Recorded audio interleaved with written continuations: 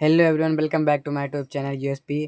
तो आज हम लोग कक्षा 10 या कक्षा 12 में भी जो भी विषय हिंदी का जो पेपर होता है उसमें हर बार बोर्ड परीक्षा में पूछा जाता है कबीर दास जी का जीवन परिचय। तो आइए आज हम लोग 5 नंबर पक्का करते हैं। चलते हैं अपने टॉपिक पर, कबीर दास जी का जीवन परिचय। तो संक्षिप्त परिचय पहले समझ लेते हैं। जो हमारे कबीर दास जी थे उनका जन्म 1398 ईस्वी में हुआ था और उनके पिताजी का नाम नीरू था और माता जी का नाम नीमा था। शैलियाँ इनकी साधुकड़ी पंचमेल, साधुकड़ी पंचमेल खिचड़ी भी कह सकते हैं आप। जो इनकी कृतियाँ थी आगाध मंगल थी, अमरमूल थी और उग्र गीता थी, बीजक थी, ज्ञान सागर थी, कबीर की वाणी थी, अक्षर खंड की रमैनी थी और ऐसी अनेक रचनाएं हैं जो आप लिख सकते हैं। तो इससे फ्लो चार्ट से एक होता क्या है कि जो एग्जामिनर होता है फ्लो चार्ट आपका देखा और उसमें सब सही है तो कहेगा ठीक है, और वैसे भी उसके पास अनेक कापियाँ होती हैं जो उसके ज़्यादा ध्यान नहीं देता है। तो आइए देखते हैं। संत कबीर दास जी का जन्म संवत 1455 ईस्वी, यानी जो सन लेंगे तो आज 1398 ईस्वी में एक जुलाहा परिवार में हुआ था। इनके पिताजी का नाम नेहरू और माता का नाम नीमा था।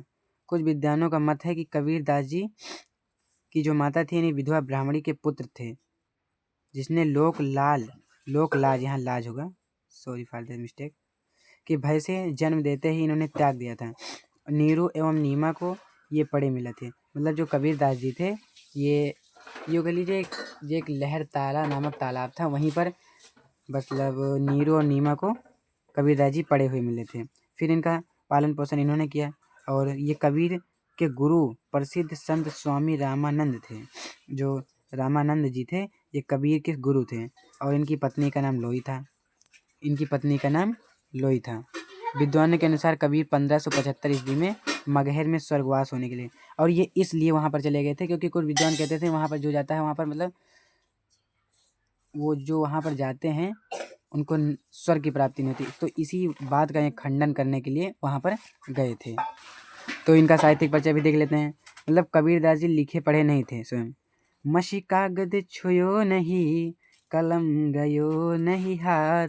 मतलब ये कबीर दास जी ने स्वयं ही कहा था कि उन्होंने अपनी रचनाओं को नहीं लिखा है। इसके पश्चात जो उनकी वाणियों के संग्रह के रूप में रचित कई ग्रंथ मिलते हैं। इन ग्रंथों में अगाध मंगल, अनुराग, अमरमूल, अक्षर खंड की रमैनी है, ये पूरा एक नया है, अक्षर खंड की रमैनी, कबीर की वाणी है, उग्र गीता है, बीजक है, ज्ञान सागर आदि भी रचनाएं जो आप इसमें लिख सकते हैं। अभी तक यह स्पष्ट नहीं किया जा सका है कि ये ग्रंथ कबीर दास द्वारा ही रचित हैं अथवा नहीं। कबीर दास जी में रहस्यवादी, समाज सुधारक, पाखंड के आलोचक, मानवतावादी कवि थे, है ना।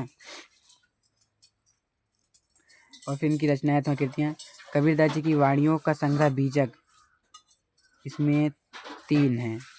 बीजक इसमें 3, जैसे एक यहाँ लिखते हैं साखी, शब्द, रमैनी, आगे उसका वर्णन किया भी गया होगा। साखी, शब्द, रमैनी।